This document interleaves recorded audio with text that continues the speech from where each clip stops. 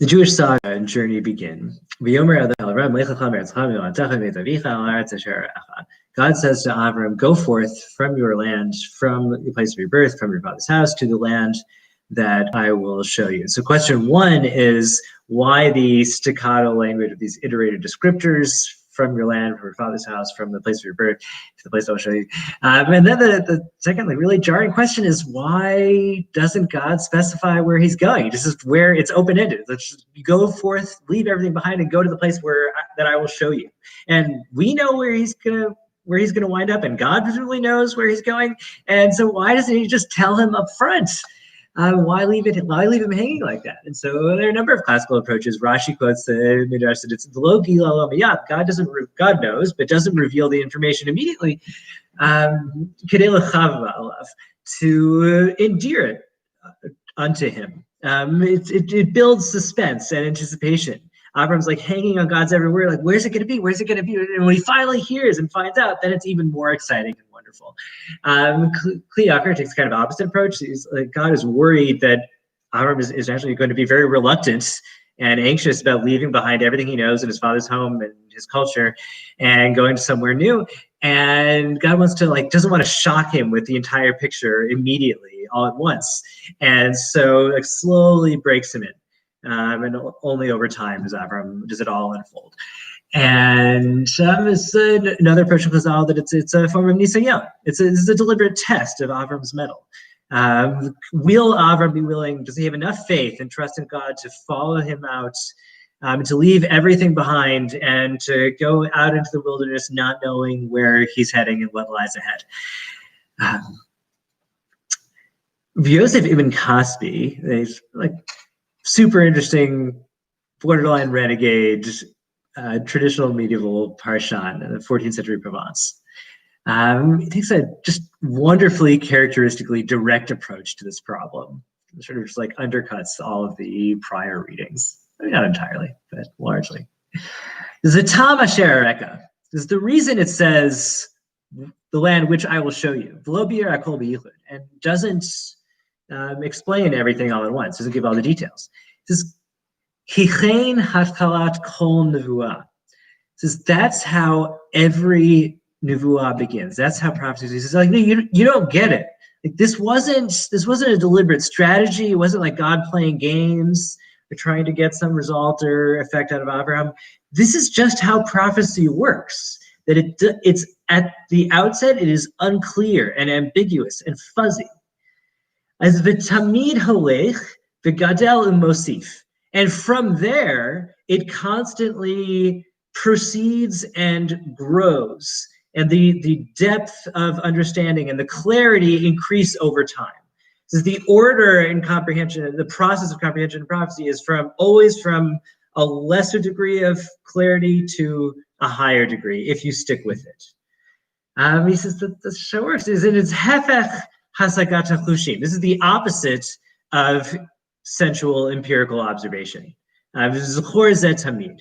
And remember this always. He says this is vital. You need to understand this. He's like, look, normally when you look out, you look out at the surface of things with your eyes. So what you see is there. And again, you see it all immediately. You take it in, and that's all it is. And if you do scientific analysis, you get a set of facts, and the facts are the facts, and there's nothing more to do. It's all just there on the surface. But he says when it comes to not what are the facts, but what is the meaning of the facts? What ought we to do given the facts? Given the realities, where should I go? Where should I go next? Where should my life take me? What should my life be about? Given reality, what am I supposed to do next? He says, to the extent we have an answer to that question. To the extent that God helps us with an answer to that question, where God says, this is where you should go. It's never just going to be sitting there right on the surface. Like there's just, here's the answer and here's the manual and the like step-by-step guide to how to live your life and what you're supposed to make of yourself. What you get rather, and he says, Avram got this. And I think the implication is we can get this. We get a dim vision. Because if we open our eyes and we're willing to listen to the possibility of God speaking to us, we get a sense of maybe this is what I ought to do. Maybe this is where I ought to go. And then, yeah, the question is, two